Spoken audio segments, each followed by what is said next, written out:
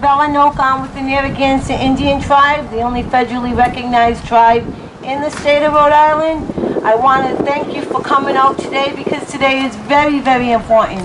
As Brooklyn mentioned about Federal Hill celebrating Columbus, I remember in the 70s when there was a lot of people from Federal Hill beating in black and Hispanic heads in, and that wasn't right back in the 1970s. And I hope that behavior, I believe that behavior started with Columbus.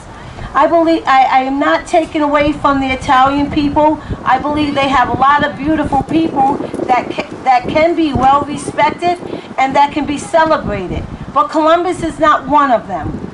Columbus is a thief, he is a rapist, he is a murderer, and he sold slaves. He did not discover America. And if this is a history that they want to teach the next 7 generations of their family members and friends, then they can continue doing so. But the world knows that Columbus did not discover America. The world knows that there's nothing but lies being told about how Columbus came here and what he did, just as much as Roger Williams. Roger Williams was no friend of the Narragansetts. We may have given him a parcel of land, we gave him our hand, and he cut off our arm. We gave him land so that he can practice his religious rights. But as more and more his friends and family came, they wanted more and more of our land. So they began to kill and murder and rape and do all the horrible things that we know that they do. Right across the street from here is the Providence Mall, which has the parking lot. They dug up that parking lot and they found nothing but our ancient burial grounds. And they continue to build, and they continue to disregard our ancient burial places. They do this without any care at all because this is what their America was founded on, genocide. And they will continue this. We have a pandemic that's going on. There are less than 3,000 Narragansetts. During this pandemic, and any other time when there was less than 3,000 anything such as whales, Bengal tigers, polar bears, what we do is we protect them. We put them in a class of protection. But no one has reached out to the Narragansett Indian Tribe to protect them. As a tribal elder, if I go home to my family and if I get infected, then I can wipe out half of our nation. This is what they would like to happen. This is what they bank on. This is what they have done for years. This came from the Columbus mental thought. This is what they want to continue to happen. So don't believe when you hear in your books. How many of you are students at colleges? I see a lot of hands out there. Well, I was taught that Columbus discovered America, and in some of the colleges, all of the history that you are learning is not true. It is told by the victor. Thank goodness for social media and you young adults where you are weighing and measuring on your own, where you are trying to decipher what is true and what is right and what is honest, where you are listening to people from all backgrounds, whether they be black, white, Hispanic. It does not matter. You are listening, you are paying attention, and the parents that were taught all these racist ways, you are dispelling. Some of those homes you come from, where you heard the word Nigger, where you heard, for us, what's the word, savage, you know that not to be true. But this is what was taught in the school. These are the places such as Brown University, all the Ivy League schools.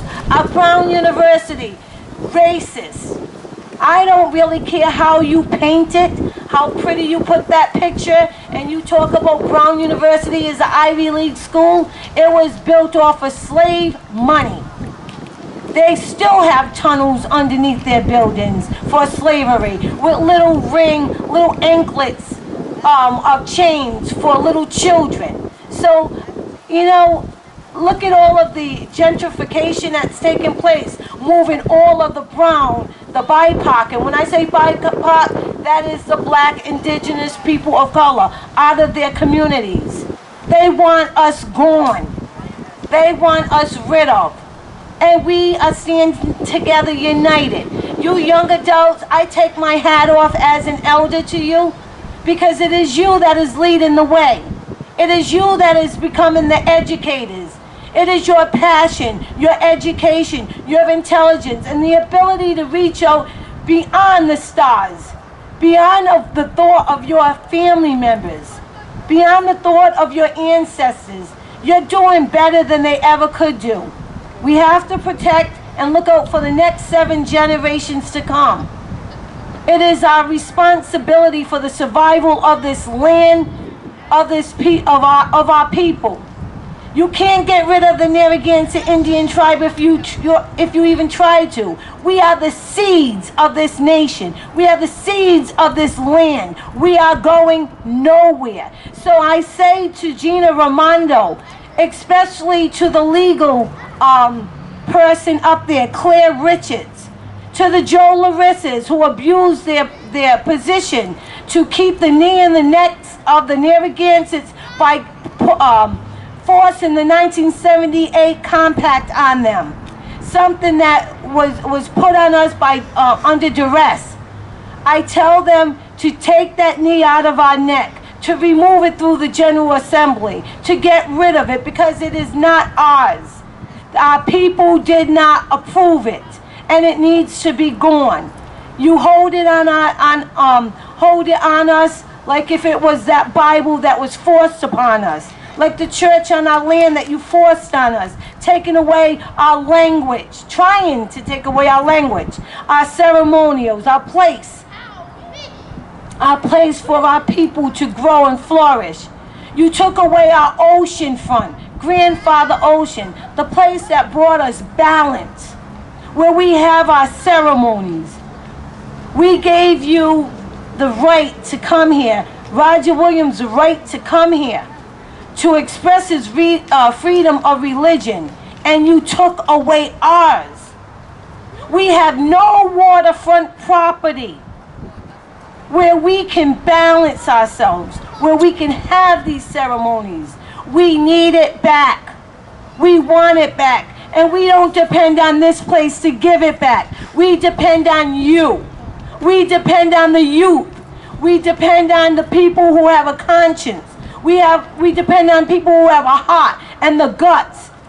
Not the people who are sitting in committees and doing studies still. Our ancestors already did that, time and time again. That's a way to fragment our people. That is a way to hold us captive and to let the passion of us burn out. The only thing that's on the ballot this year is to get rid of plantation. That's not good enough for us. We should have demanded that they get rid of all of this systemic racism that is holding us back, that is killing our people, that is oppressing our people. And this is what they do. There were 10,000 people, over 10,000 people that filled this place up not too long ago. Now we are running thin everywhere we go, because that is what they do.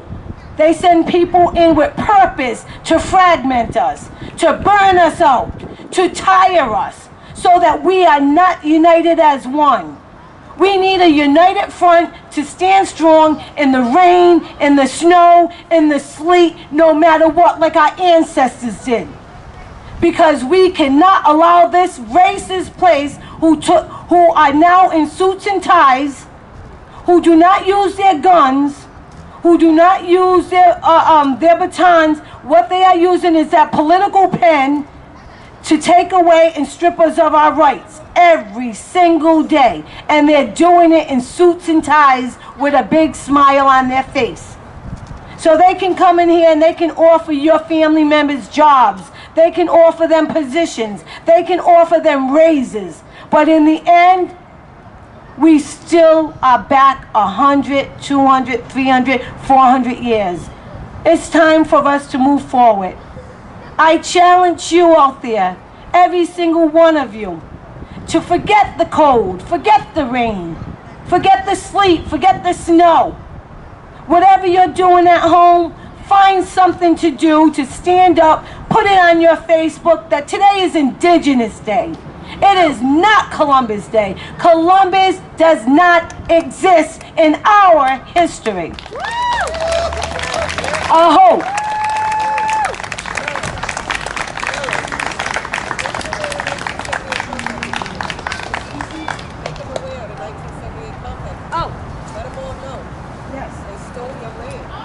Excuse me, I was reminded to mention the 1978 compact. We have there was an agreement that was signed with this place, and that is the knee in the neck of Rhode Island. The leaders, Randy should be up here to tell this better than I. Randy, can you please come up here? I said enough, I'm mad.